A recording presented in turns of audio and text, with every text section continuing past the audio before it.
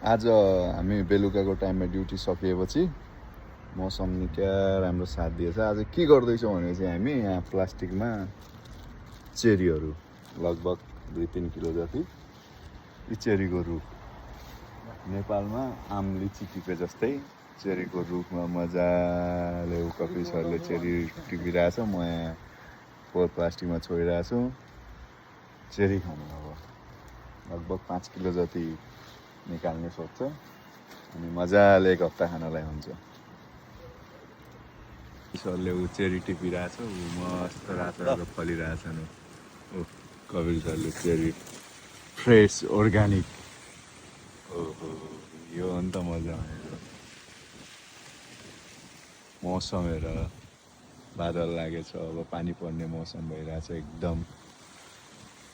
यो चिसो चिसो मौसमको साथमा चेरी खानुको बेग्लै मजा हुन्छ अर्ग्यानिक। अब हुन लाग्यो लगभग 3-4 किलो भयो यार कपिल।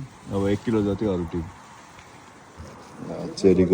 चेरी टिप्ने काम सक्यो आजको हाम्रो। अब रुमतिर निस्किन लाग्यो। रुम नि फेरि धेरै टाढा छैन, यहीँनिर हो। उता हाम्रो रुम, यहाँ कम्पनीकै माथि रुम।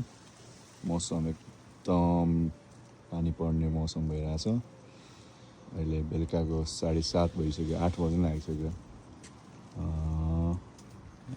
चेरी नि अब लगभग सिद्धिन लागिसक्यो। अब सिद्धिन टाइम भइरहेछ। खोजिरहेछ कपिलले फेरि भित्र।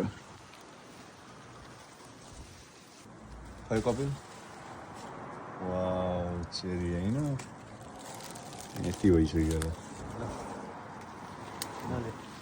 चेरीको गुच्छ नै। ओए यस्तो मजा आउँछ नि त यो चेरी खानलाई है।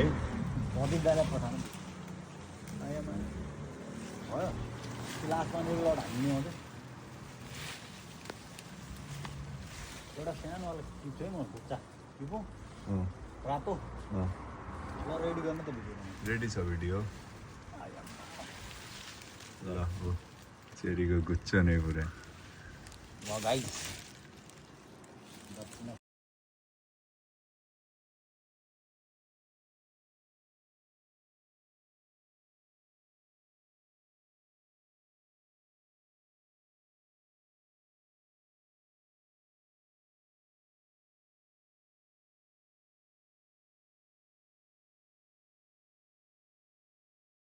ल आज हामीले यहाँ चेरी किनेर ल्याइसक्यौँ टिपेर। सरी यार, कहाँ किनेर भन्छ यार यहाँ यस्तो छ ल, अर्ग्यानिक एकदम फ्रेस चेरी। यहाँ रुखमै फलेको टिपेर ल्याएर खान पाइन्छ चेरी। ल खाने भयो, कसैलाई चाहिएपछि सम्पर्क गर्नु होला। हस्।